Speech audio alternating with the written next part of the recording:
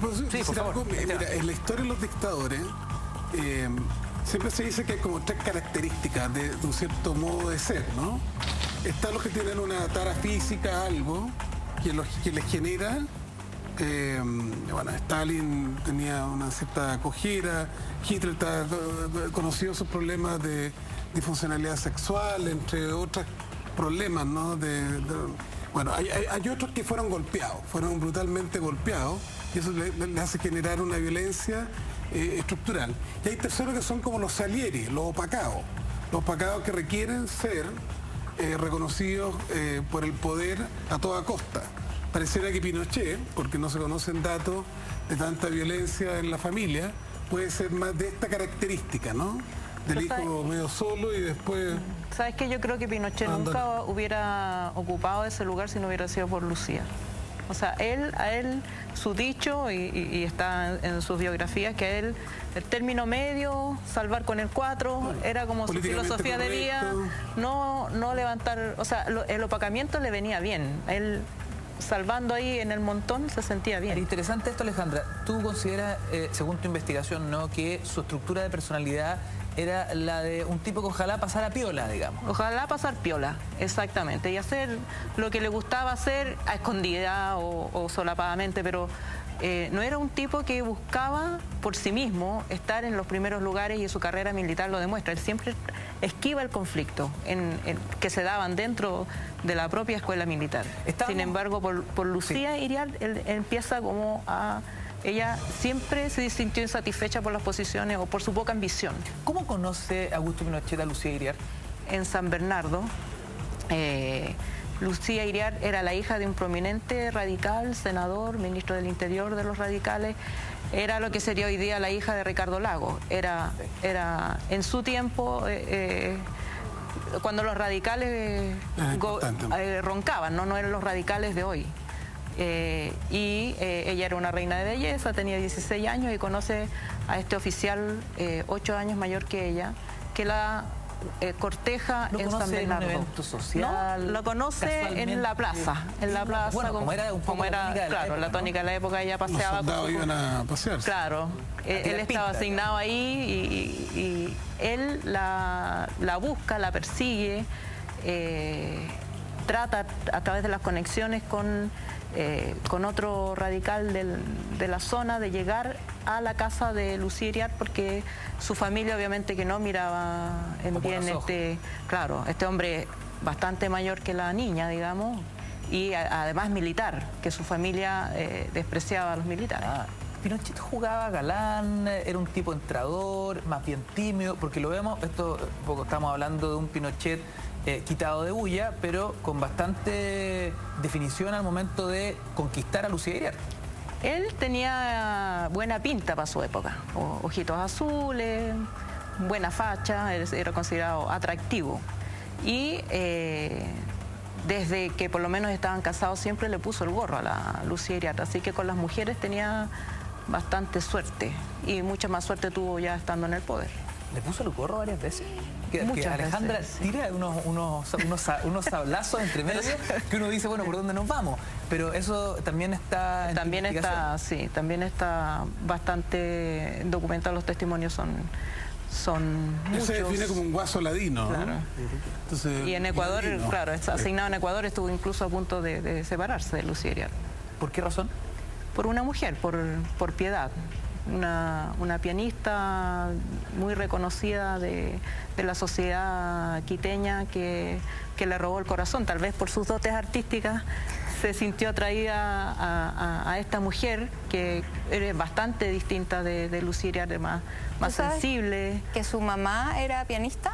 ¿La mamá de Pinochet? La mamá de Pinochet. Oye, qué interesante, puede que haya visto aquí una imagen. Y de hecho, la mamá estuvo con él. Y la mamá se fue para allá a cuidarlo cuando Lucía lo abandonó. Ya Lucía ya dio por perdida la batalla, se viene a Chile con sus hijos, y queda ya la suegra que validó esta relación a pesar de los tabús de la época.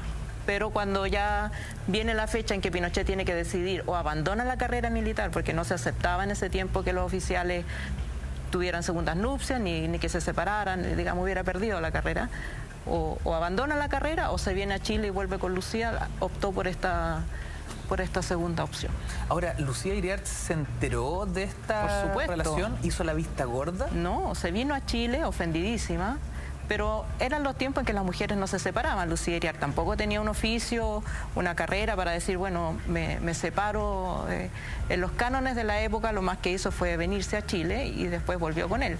Pero esta relación, esta culpa de Pinochet, ella siempre se la cobró y la usó, digamos, a su favor para conseguir las cosas que a ella le importaban. ¿Cristóbal? O sea, a ver, yo domino más, digámoslo, la parte más pública de la vida de Pinochet en ese sentido. A ver... pero con Portales sabías mucho detalle. Es distinto, porque es distinto, porque por lo menos incluso la documentación está ahí presente, digámoslo. Yo, a ver, no quiero entrar a discutir las investigaciones que ha hecho Alejandra, etcétera, pero, a ver, en primer término... indudablemente Pinochet a ver, no es atractivo él como militar, porque ningún militar era atractivo en Chile en los años 30, 40, 50. Un dato, por ejemplo, antes del golpe de Estado del 73 hubo otro intento de golpe de Estado ante el gobierno del presidente Eduardo Frei, el famoso Tacnazo. El regimiento Tacna se subleva entero por los bajos sueldos. Los sueldos de los militares eran miserables antes de Pinochet. Y cuando te digo miserable, a ver, había un dato que una vez leí en un libro muy notable. La mayor parte de los taxistas de Santiago eran militares. Usualmente teniente para arriba hasta capitán mayor.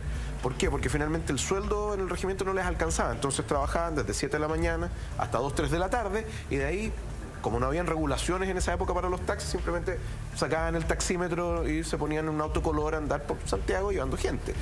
De ahí entonces... de hecho, Pinochet también abandonó un tiempo la carrera militar para dedicarse a agente de aduana, que era la pega del papá. Del papá, claro. Porque el sueldo no alcanzaba. Entonces, si tú tomas en consideración que Lucía Iriart venía de una familia relativamente bien encumbrada, de San Bernardo, que era una zona agrícola en esa época, donde el padre tenía bastante aliciente, indudablemente que el padre de Lucía Iriart no tendría ningún gusto por Pinochet. ¿Qué tanto ningunea la familia Lucía Iriart a Pinochet y qué tanto le cuesta entrar en ese contexto? Le costó un año desde que la vio a Lucía Iriart, digamos, desde que la pilla en la plaza, y hasta, se flechó con ella hasta ir a la primera 11 en la casa de... La primera 11, ese era el concepto, ¿no? Claro, el tecito. Los legales de hoy día. ¿Qué edad tenía? 25, 16. Ella tenía 24 y él tenía 16. Bueno, pero se estilaba en aquella época, No, yo estoy en desacuerdo con Valenzuela. En la época. Pero hay una cuestión que yo... Deja preguntarte, ¿puedo preguntar yo algo? Por favor. Porque, a ver, la infancia dura hasta los 15 años, ¿no? Sí.